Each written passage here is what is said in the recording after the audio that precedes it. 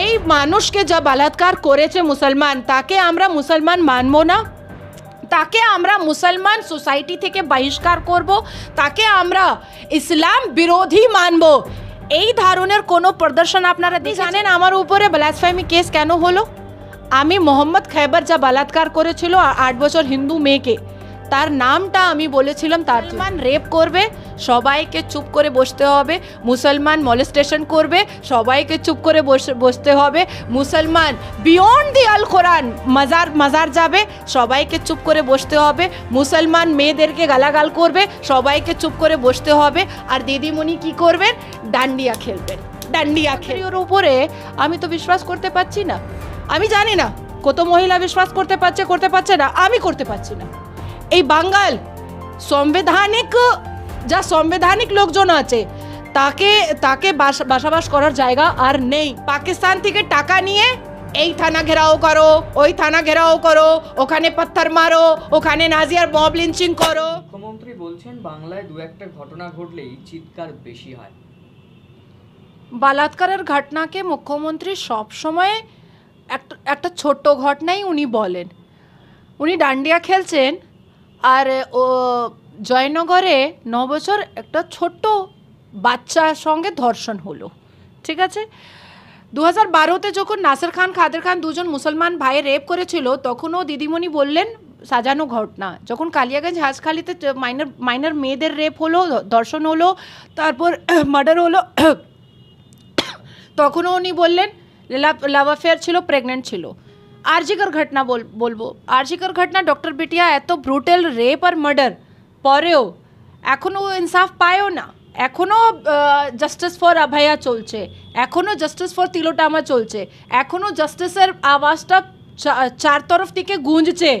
এবার আবার আমরা কি দেখলাম, ফ্রাইডে নাইট যা পিছনে গেল, ওই ফ্রাইডে নাইট একটুকু ছোট্ট বাচ্চা টিউশনি থেকে আসার সময়ে কিডন্যাপ করে নিল মুসলমানরা, তারপর ওর সঙ্গে ধর্ষণ করলো, তারপর ওর মার্ডার করলো, তারপর ওকে কানালে ফেলে দিল। আবার পুরো পৃথিবী ন্যাশনাল, ইন্টারন্যাশনাল আর স্টেট নিউজ চালাচ্ছে, আর আমরাও বুঝতে পারছি যে পুলিশের শর্মনাক ব্যাপার। আর মুসলমানের যা পশ্চিমবঙ্গতে যা বলাৎকারী সাপোর্টিং টিম আছে, তারা বলাৎকারীকে বাঁচানোর জন্য চেষ্টা করেই যাচ্ছে। এর আগে আপনার টিএমসি লিডার ট্রাই করেছিল একটা তৃণমূল লোকাল লিডারকে, যার নাম আছে আব্দুল হাফিজ, মধ্যম গ্রামে কাকে রেপ করেছিল? একটা ছোট্ট বাচ্চাকে, 4 ক্লাসে পড়তো, ঠিক আছে। ওর আগে আছে একটা হসপিটাল, দুটো হসপিটাল ভিতরে patient named Abbas Uddin, TMC leader ওর সঙ্গে ছিল, তারা হসপিটালের ভিতরে একটা ছোট্ট বাচ্চাকে ধর্ষণ করার চেষ্টা করেছিল। এবার আপনি বলুন, আব্বাস উদ্দিন, তারপরে রউফ, তারপরে আপনার আব্দুল হাফিজ, তারপরে নাসির খান, তারপরে কাদের খান, তারপরে কামদুনি রেপ যা করলো তারা 5টা মুসলমান ছিল, তারপরে আপনার জয়নগরে যা পরশুদিন হলো, তার নামটা কি আছে? মুস্তাফিজুর সরদার, আর ওর বাবা নাম আছে আলাউদ্দিন সরদার, ঠিক আছে। আমি যখন এই মুসলমান বলাৎকারের হিজাবটা খুলি, তারপরে আমার বিরুদ্ধে বিরাট কেস হয়, এই থানা ওই থানা, ওই থানা ওই থানা, ওই থানা ওই থানা, আর টুকরে গ্যাং কি করে? পাকিস্তান থেকে টাকা নিয়ে এই থানা ঘেরাও করো, ওই থানা ঘেরাও করো, ওখানে পাথর মারো, ওখানে নাজিয়ার বব লিঞ্চিং করো। এবার আপনার বছর কত বলুন তো একটু?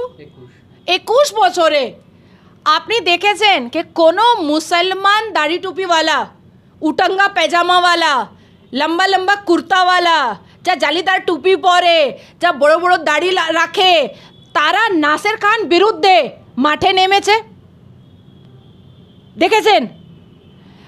ইসলামে আমাদের আল কোরআনে লেখা আছে कि যারা জনা করে, জনা মানে অশ্লীল হরকত, অশ্লীল অ্যাক্টিভিটি, মানে বলাৎকার, মানে মলেস্টেশন, মানে মহিলাদেরকে ডিফেম করার, মানে মহিলাদেরকে খারাপ চোখে দেখার, যারা জানা করে তার সাজাটা হয় ফাঁসি, তার সাজাটা হয় মৃত্যুদণ্ড, তার সাজাটা হয় একটা মজমা বানিয়ে ওকে পাথর মেরে মেরে মেরে মেরে দেবার।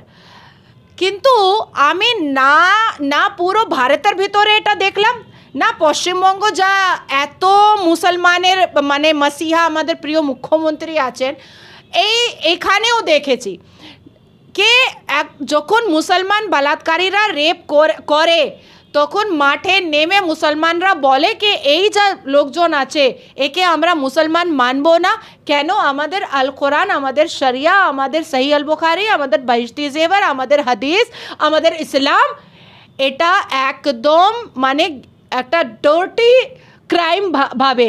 তাহলে এই মানুষকে যা বলাৎকার করেছে মুসলমান, তাকে আমরা মুসলমান মানব না, তাকে আমরা মুসলমান সোসাইটি থেকে বহিষ্কার করব, তাকে আমরা ইসলাম বিরোধী মানব, এই ধরনের কোনো প্রদর্শন আপনারা দেখেছেন? মানে আমি বলে দিলাম আমি ইসলামের বিরোধী করে দিলাম, আর যারা বলাৎকার করছে তারা কি ইসলামের ঝান্ডা উঁচু করছে কি? তারা কি ইসলামের শানটা বাড়াচ্ছে কি? এরা কখনো ইসলাম মানে না। আমার দুর্ভাগ্য আছে আর আপনারও দুর্ভাগ্য আছে। কেন আছে সেটা বলে দিচ্ছি। আপনার বাড়িতেও মেয়ে আছে, আপনার বাড়িতেও বউ আছে, আপনার বাড়িতেও মা আছে, আপনার বাড়িতেও চাচি নানি মামি আছে, তারাও বাচ্চা আছে, আর আমার বাড়িতেও বোন আছে, আমার বাড়িতেও মা আছে। আপনি দেখবেন যখন মুসলমান রেপ করবে, মুসলমান পুরুষরা রেপ করে, মুসলমান লৌন্ডা লফন্দররা রেপ করে না, মুসলমান লৌন্ডা লফন্দররা কোনো মহিলাকে অভদ্র ভাষা ইউজ করে, তখন একটা পশ্চিমবঙ্গতে একটা টিম আছে, একটা মেজরিটি আছে যারা মুসলমান বলাৎকারীকে বাঁচানোর জন্যে, যারা মুসলমান বলাৎকারীকে সোসাইটি ভিতরে রেসপেক্ট দেওয়ার জন্যে একদম ইকোসিস্টেম মতন কাজ করে। আপনি জানেন আমার উপরে ব্লাসফেমি কেস কেন হলো? আমি মোহাম্মদ খৈবর যা বলাৎকার করেছিল 8 বছর হিন্দু মেয়েকে, তার নামটা আমি বলেছিলাম তার জন্যে।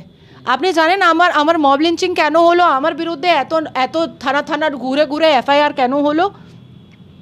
রাজাবাজারে পুলিশ, আপনারা আমার মনে হচ্ছে আপনারা দেখেছেন, রাজাবাজারে 2-3 পুলিশকে মুসলমানরা একদম মানে দৌড়ে দৌড়ে মারছে, দেখেছেন? সেটাই আমি টুইট করে লিখেছি कि যখন এই অবস্থা মুসলমান এরিয়াতে যখন এই অবস্থা পুলিশের আছে, তাহলে সাধারণ নাগরিক অবস্থাটা কি হবে? TMC, left front, Congress, BJP সবাইকে সাবধানে থাকতে হবে। তার উপরে নিউ মার্কেট থানায় আমার উপরে কেস হলো। আমি পুলিশ পক্ষে বললাম, তার উপরে নিউ মার্কেট থানা ভিতরে আমার উপরে কেস হলো कि আপনি কেন পুলিশের পক্ষে বলেছেন, আপনি কেন এই কথাটা বলেছেন? মানে মুসলমান রেপ করবে সবাইকে চুপ করে বসতে হবে, মুসলমান মলেস্টেশন করবে সবাইকে চুপ করে বসতে হবে, মুসলমান বিয়ন্ড দি আল কোরআন মাজার যাবে সবাইকে চুপ করে বসতে হবে, মুসলমান মেয়েদেরকে গালাগাল করবে সবাইকে চুপ করে বসতে হবে, আর দিদিমণি কি করবেন? ডান্ডিয়া খেলবেন। এখানে মহিলাদের মান সম্মান চলে যাচ্ছে, এখানে মহিলাদের বাচ্চাদের ধর্ষণ হচ্ছে, দিদিমণি ডান্ডিয়া খেলছেন, ডান্ডিয়া ডান্ডিয়া খেলো। এই তো আমার মুখ্যমন্ত্রী। এই মুখ্যমন্ত্রীর উপরে আমি তো বিশ্বাস করতে পারছি না। আমি জানি না কত মহিলা বিশ্বাস করতে পারছে না, আমি করতে পারছি না। এই বাঙাল সাংবিধানিক লোকজন আছে, তাকে বসবাস করার জায়গা আর নেই। এই বাঙ্গালের ভেতরে জামাতে ইসলামী আর পাকিস্তানের যা হজমুল মুজাহিদিন আর লস্করে তৈবা আর জৈশে মোহাম্মদ লোকজন ঢুকে বসে আছে, তারা পাকিস্তান থেকে আর বাংলাদেশ থেকে টাকা নিচ্ছে, আর আমাদের মতন সাংবিধানিক মহিলাদেরকে টার্গেট করে ওকে মৃত্যুদণ্ড দেবার চেষ্টা করছে। আপনি ভাবুন, উত্তরপ্রদেশে ইয়তি নরসিংহ স্বামী উনি কি বললেন কি না বললেন সেটা আমার যায় আসার নেই, কোর্টের উপরে বিরাট বিরাট কেস হয়েছে, কোর্ট দেখবে, কোর্ট ন্যায় করবে, আর উনি যদি অন্যায় করেছেন তারপরে উনি সাজা খাবেন, ঠিক আছে। ইকবালপুরের কেস হয়েছে, ও স্বামী যতী নরসিংহা উত্তরপ্রদেশে থাকে, ইকবালপুরের কি কাজ?